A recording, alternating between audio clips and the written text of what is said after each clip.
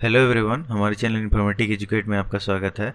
आज हम इस वीडियो में डिस्कस करने वाले हैं कि इंडियन आर्मी को कैसे ज्वाइन करें, इसके लिए क्या क्या एग्ज़ाम होते हैं और उसके लिए क्या क्या एजुकेशनल क्वालिफिकेशन मांगा जाता है और इसमें एज लिमिट क्या क्या रहता है, किस साल से लेकर किस साल तक रहता है, इसमें सिलेक्शन प्रोसीजर क्या क्या रहता है, ये सारा कुछ हम डिस्कस करेंगे इस वीडियो में कि ज़्यादा इन्फॉर्मेशन आपको मिले।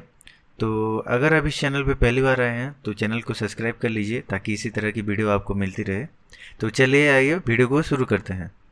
इंडियन आर्मी को ज्वाइन करने के लिए दो तरह का एंट्री होता है, एक ऑफिसर लेवल एंट्री होता है और दूसरा जेसीओ लेवल एंट्री होता है, जिसको हम कमीशन ऑफिसर लेवल एंट्री बोलते हैं, और दूसरा है पर्सन बिलो ऑफिसर रैंक का बोलते हैं। तो ये दो तरह का एंट्री होता है। हम इस वीडियो में डिस्कस करेंगे ऑफिसर लेवल एंट्री कौन कौन सा होता है और जेसीओ लेवल एंट्री कौन कौन सा होता है, हम डिटेल में इस वीडियो में डिस्कस करेंगे। तो पहले नंबर पे आ जाता है यूपीएससी एनडीए एग्जामिनेशन। एनडीए का फुल फॉर्म है नेशनल डिफेंस एकेडमी। तो इसके लिए एजुकेशनल क्वालिफिकेशन मांगा जाता है 10+2 और एज लिमिट मांगा जाता है 16 साल 6 महीने से लेकर 19 साल 6 महीने के अंदर आपका एज होना चाहिए।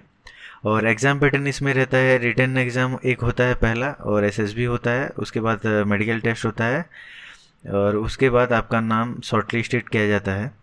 ये खाली मेल कैंडिडेट के लिए ये एंट्री अलाउ है, फीमेल इसको नहीं भर सकते। इसमें एनडीए में आपको एयरफोर्स, नेवी, आर्मी तीनों के लिए आपको एंट्री मिलता है।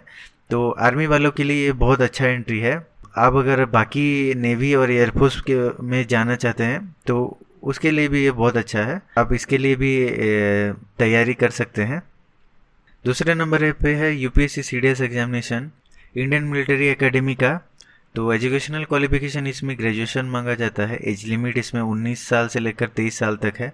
एग्जाम पैटर्न वही सेम है, रिटन एग्जाम होता है, एसएसबी होता है और मेडिकल टेस्ट होता है, और ये भी मेल कैंडिडेट के लिए ही है, ऑफिसर लेवल का एंट्री है। तीसरे में यूपीएससी सीडीएस एग्जामिनेशन जो एसएससी नॉन टेक्निकल मेन और वोमेन एंट्री है। ये मेन और वोमेन के लिए दोनों के लिए है। तो एजुकेशनल क्वालिफिकेशन इसमें वही है, सेम ग्रेजुएशन होना चाहिए आपका। एज लिमिट 19 साल से लेकर 25 साल तक होना चाहिए। एग्ज़ाम पैटर्न रिटन एग्ज़ाम वही होता है और एसएसबी होता है और मेडिकल टेस्ट होता है। जो पहले मैंने बताया आईएमए के लिए, इंडियन मिलिट्री एकेडमी के लिए, उसका रिटन एग्जामिनेशन अलग रहता है और इसके लिए अलग होता है। तो आप डिटेल में चेक कर सकते हैं, मैंने नीचे डिस्क्रिप्शन में दे दूंगा उसका लिंक। तो ये भी ऑफिसर लेवल एंट्री है। चौथे नंबर पे है टीएस 10+2 एंट्री एग्जामिनेशन, जिसका फुल फॉर्म है टेक्निकल एंट्री स्कीम एग्जामिनेशन। तो इसके लिए एजुकेशनल क्वालिफिकेशन है 10+2 विथ 70% आपका होना चाहिए। इसके लिए एज लिमिट है 16 साल 6 महीने से लेकर आपका 19 साल 6 महीने के अंदर आपका एज होना चाहिए। तो इसके लिए एग्ज़ाम पैटर्न क्या रहता है, इसके लिए कोई भी रिटन एग्ज़ाम नहीं होता है और इसके लिए डायरेक्ट एसएसबी के लिए आपको कॉल किया जाता है। आप अप्लाई करेंगे तो आपका +2 मार्क बेसिस पे इसमें एंट्री मिलता है आपको एसएसबी में। तो उसके बाद एसएसबी क्वालिफाई करने के बाद आपका मेडिकल टेस्ट होगा और ये एंट्री खाली मेल कैंडिडेट के लिए है, वोमेन इसको अप्लाई नहीं कर सकते। तो ये भी ऑफिसर लेवल एंट्री है और +2 लेवल पे भी मेहनत करके आप जा सकते हैं डायरेक्ट एसएसबी में। पाँचवें नंबर पे है टीजीसी एंट्री एग्जामिनेशन, जिसको हम टेक्निकल ग्रेजुएट कोर्स एंट्री बोलते हैं। इसके लिए एजुकेशनल क्वालिफिकेशन बीटेक मांगा जाता है कोई भी स्ट्रीम में। एज लिमिट इसमें रहता है 20 साल से लेकर 27 साल तक। एग्ज़ाम पैटर्न वही सेम है टीएस के जैसा कि इसमें रिटन एग्ज़ाम नहीं होता है। इसके लिए आपको डायरेक्ट एसएसबी इंटरव्यू में कॉल किया जाता है शॉर्टलिस्टेड करके। बीटेक में आपका जो भी सीजीपीए और मार्क है उसके बेसिस पे आपको बुलाया जाता है। एसएसबी क्वालिफाई करने के बाद आपका मेडिकल टेस्ट होता है, उसके बाद आप एज ए ऑफिसर ज्वाइन कर सकते हैं। इसके लिए फाइनल ईयर स्टूडेंट भी एलिजिबल हैं। आप अपना 7 सेमेस्टर का मार्क सबमिट कर सकते हैं एंट्री के लिए। तो ये बहुत अच्छा अपॉर्चुनिटी है फाइनल ईयर स्टूडेंट के लिए जो बीटेक में है। छठवें नंबर पे है एसएससी टेक्निकल मेन और वोमेन एग्जामिनेशन। एसएससी का फुल फॉर्म है short service commission technical entry और एजुकेशनल क्वालिफिकेशन इसमें है बीटेक जैसे कि टेक्निकल है इसमें तो आपको बी.टेक मांगा जाता है। एज लिमिट इसमें रहता है 20 साल से लेकर 27 साल तक। एग्ज़ाम पैटर्न इसमें वही सेम है, रिटन एग्ज़ाम नहीं होता इसमें, डायरेक्ट एसएसबी के लिए बुलाया जाता है शॉर्टलिस्ट करके, और मेडिकल टेस्ट उसके बाद होता है एसएसबी के बाद। और इसके लिए भी फाइनल ईयर स्टूडेंट अप्लाई कर सकते हैं। 7 सेमेस्टर का आपको ग्रेड शीट इसमें सबमिट करना होता है। तो ये भी ऑफिशियल लेवल एंट्री है। 8वें नंबर पे है यूनिवर्सिटी एंट्री स्कीम, जिसको हम यूईएस बोलते हैं, यूएस एंट्री। तो ये टेक्निकल एंट्री है। तो इसके लिए एजुकेशनल क्वालिफिकेशन वही बी.टेक में आपका 60% मार्क होना चाहिए, और एज लिमिट इसमें 18 साल से लेकर 24 साल तक होना चाहिए आपको। एग्ज़ाम पैटर्न इसमें रिटन एग्ज़ाम होता है, और उसके बाद एसएसबी होता है, और उसके बाद आपका मेडिकल टेस्ट होता है। फाइनल ईयर स्टूडेंट भी इसको अप्लाई कर सकते हैं, जैसे कि मैंने बताया था कि 7 सेमेस्टर के मार्क सबमिट करके आप अप्लाई कर सकते हैं। ये मैं बार बार आपको बता रहा हूँ कि एसएसबी इंटरव्यू का फुल फॉर्म है सर्विस सिलेक्शन बोर्ड। आपको अगर इसके बारे में अगर डेडिकेटेड वीडियो चाहिए तो नीचे कमेंट करिए। तो ये भी ऑफिशियल लेवल एंट्री है। तो 8वें नंबर पे है एसएससी एनसीसी स्पेशल एंट्री, जो मेन और वुमेन दोनों के लिए है। तो ये भी शॉर्ट सर्विस कमीशन है। जो भी लोग एनसीसी में हैं तो इसको अप्लाई कर सकते हैं। एजुकेशनल क्वालिफिकेशन इसमें ग्रेजुएशन मांगा है। एज लिमिट वही 20 साल से लेकर 27 साल तक है। एग्ज़ाम पैटर्न इसमें कोई एग्ज़ाम नहीं होता है, इसमें आपको शॉर्टलिस्ट करके डायरेक्ट इंटरव्यू के लिए बुलाया जाएगा।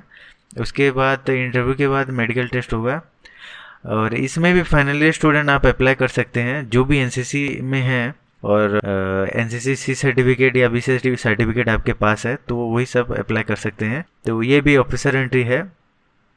9वें नंबर पे एसएससी जेएजी एग्जामिनेशन। जेएजी का फुल फॉर्म है जज एडवोकेट जनरल ब्रांच। तो ये मेन और वुमेन दोनों के लिए है।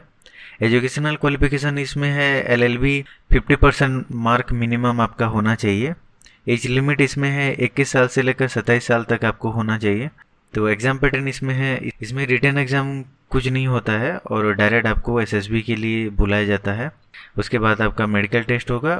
ये भी ऑफिशियल लेवल एंट्री है, इसको हम लीगल एंट्री भी बोलते हैं। 10वें नंबर पे है आर्मी एजुकेशन क्रॉप, जिसको हम एईसी बोलते हैं। इसको हम एजुकेशनल एंट्री भी बोलते हैं। एजुकेशनल क्वालिफिकेशन है पोस्ट ग्रेजुएट डिग्री होना चाहिए आपका, एमए, एमएससी, एमकॉम और एमबीए विथ 60%। ये कैटेगरी के अकॉर्डिंग आप अप्लाई कर सकते हैं। एज लिमिट है इसमें 23 साल से लेकर 28 साल तक। एग्ज़ाम पैटर्न इसमें है, इसमें वही है, रिटन एग्ज़ाम नहीं होता है, डायरेक्ट एसएसबी के लिए आपको शॉर्टलिस्ट किया जाता है। एसएसबी के बाद आपका मेडिकल टेस्ट होगा, और ये भी ऑफिशियल लेवल एंट्री है। ये बहुत अच्छा अपॉर्चुनिटी है। 11 नंबर पे है मिलिट्री नर्सिंग सर्विस एंट्री, जिसको हम शॉर्ट सर्विस कमीशन बोलते हैं मेडिकल एंट्री के लिए।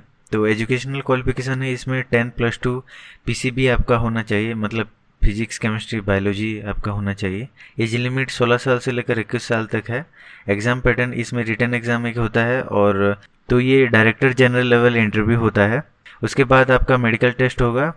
ये खाली फीमेल के लिए एप्लीकेबल है, क्योंकि ये नर्सिंग स्टाफ एंट्री है, तो खाली इसको फीमेल अप्लाई कर सकते हैं, ये मेल के लिए नहीं है।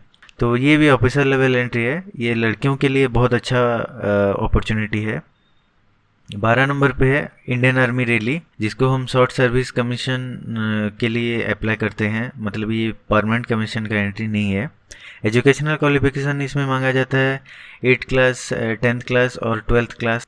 तो ये रैली होता है स्टेट वाइज, तो आप इसमें अप्लाई कर सकते हैं स्टेट अकॉर्डिंग।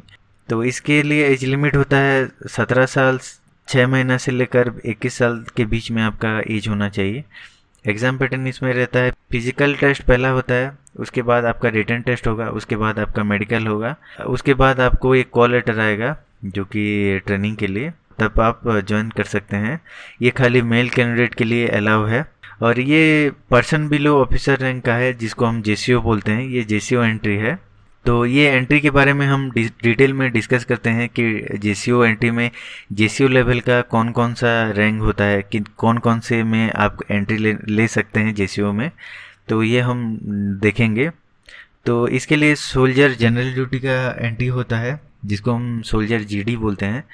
और उसके बाद आपका टेक्निकल में, उसके बाद आपका एविएशन एमुनिशन एग्जामिनर में क्लरिकल लेवल में, स्टोर कीपर टेक्निकल में, नर्सिंग असिस्टेंट के तौर पे, वेटनरी असिस्टेंट के तौर पे, और फार्मासिस्ट एंट्री भी होता है, और ट्रेडमैन एंट्री भी होता है जो कि 8 क्लास और 10 क्लास पास के लिए है। और हविलदार आर्मी एजुकेशन कॉर्प भी होते हैं जो कि असिस्ट करते हैं। और जेसीओ रिलीजियस ट्रेड भी होता है, और जेसीओ कैटरिंग ट्रेड भी होता है। ये सारे में आपको एंट्री मिलता है, अकॉर्डिंग टू द वैकेंसी आपको एंट्री मिलेगा। तो ये था सारा कुछ ऑफिसर लेवल एंट्री और जेसीओ लेवल एंट्री मैंने बता दिया है। अगर आपको कोई डाउट है और कोई क्वेरी है तो आप नीचे कमेंट कर सकते हैं। आपको अगर वीडियो अच्छा लगा तो वीडियो को लाइक कर दीजिए, और आप इसको शेयर भी कर सकते हैं जो जो भी इंटरेस्टेड है आर्मी एंट्री के लिए। Thanks for watching.